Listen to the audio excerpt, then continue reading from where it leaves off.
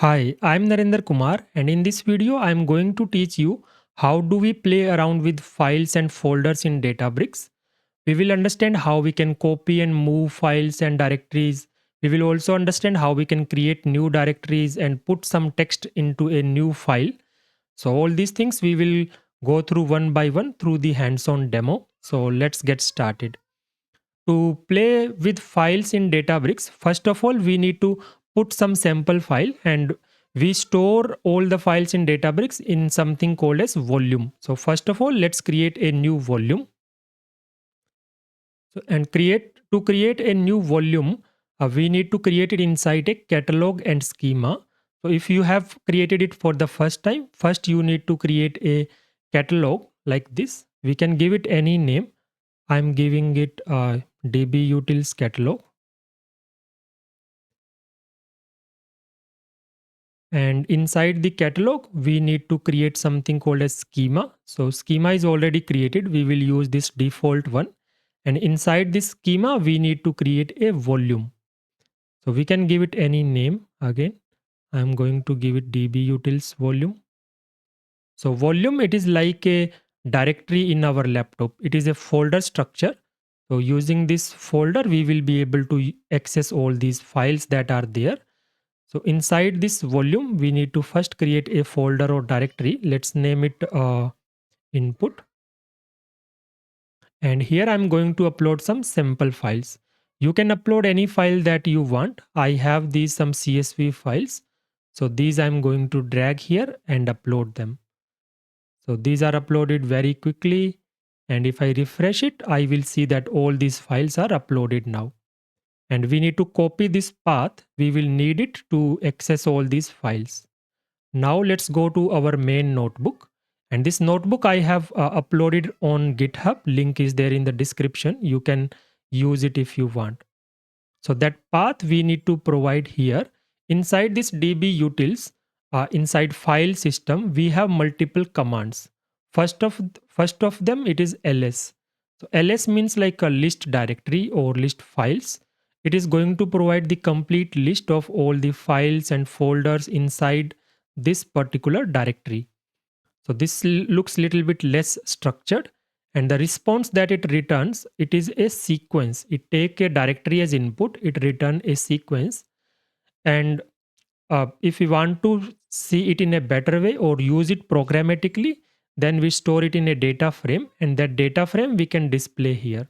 So now we can see that it has provided the complete path of the files, the exact name of the file, size, and modification time for each of the file.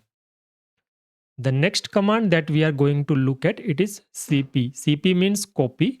It copies a file or directory, possibly across file systems.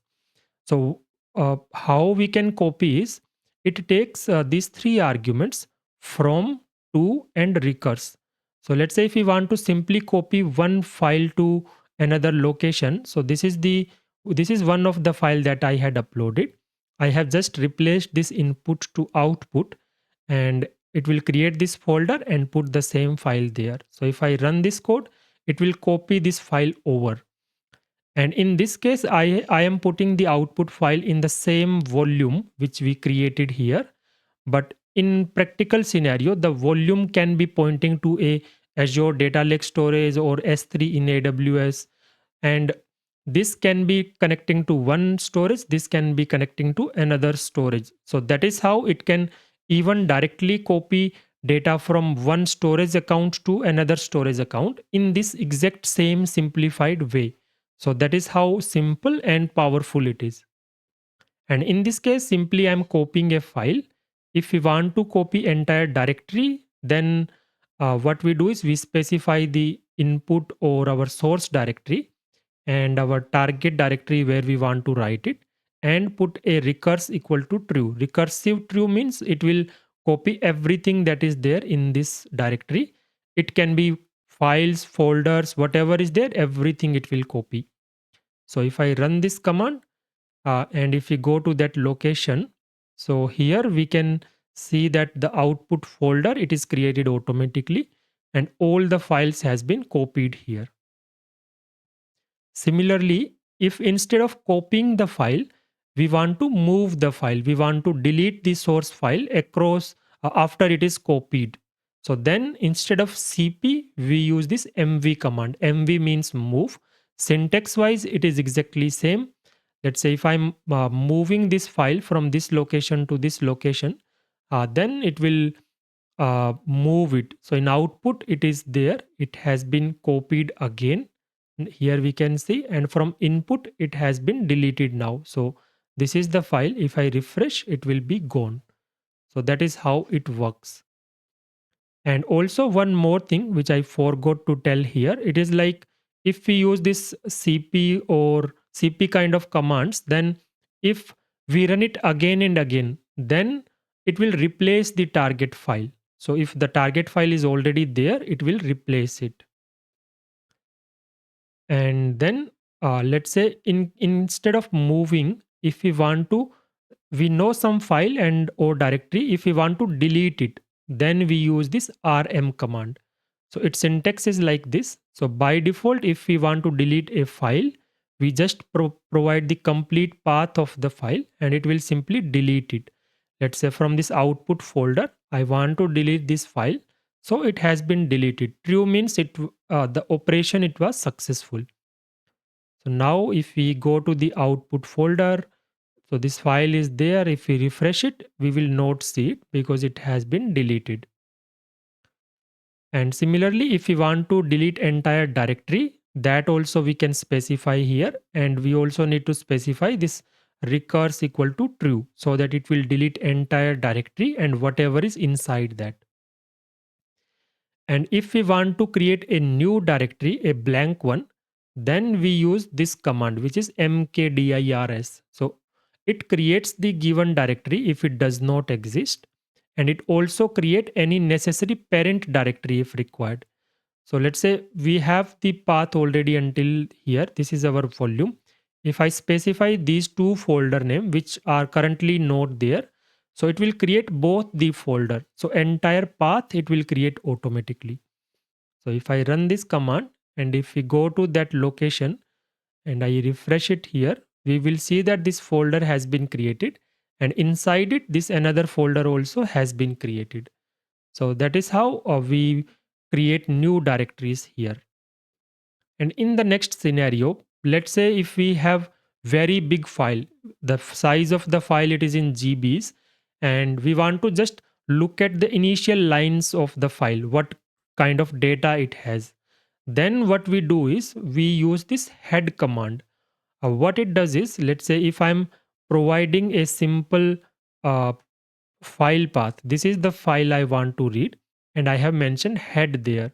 So by default, it will read some initial set of bytes from the file, not the entire file. And then we can see this is the data that is there inside that file.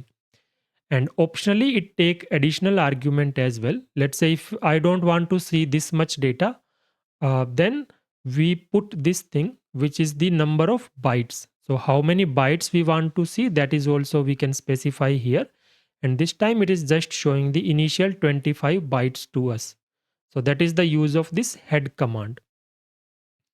And in the next scenario, let's say if we have some value that we want to store inside a file, we want to create a new file and put some value or whatever data that we have in a variable inside that file. So for that purpose, we have this put command.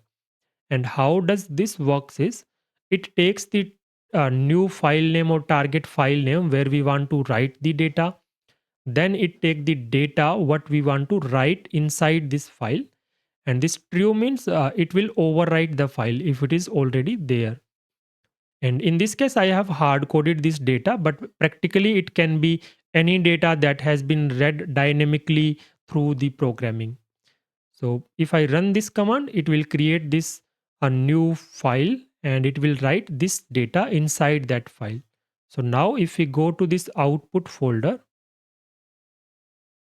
here, and if I refresh it, so we can see that this is the file that has been created and the data that we had specified that has been written here. So these are all the main commands provided as part of our dbutils.fs. I hope you are clear now how to play around files and folders. If you still have any doubt, put a comment. If you like this content, then please put a like and comment on this video. That's all for now. Thank you. Bye bye. Happy learning.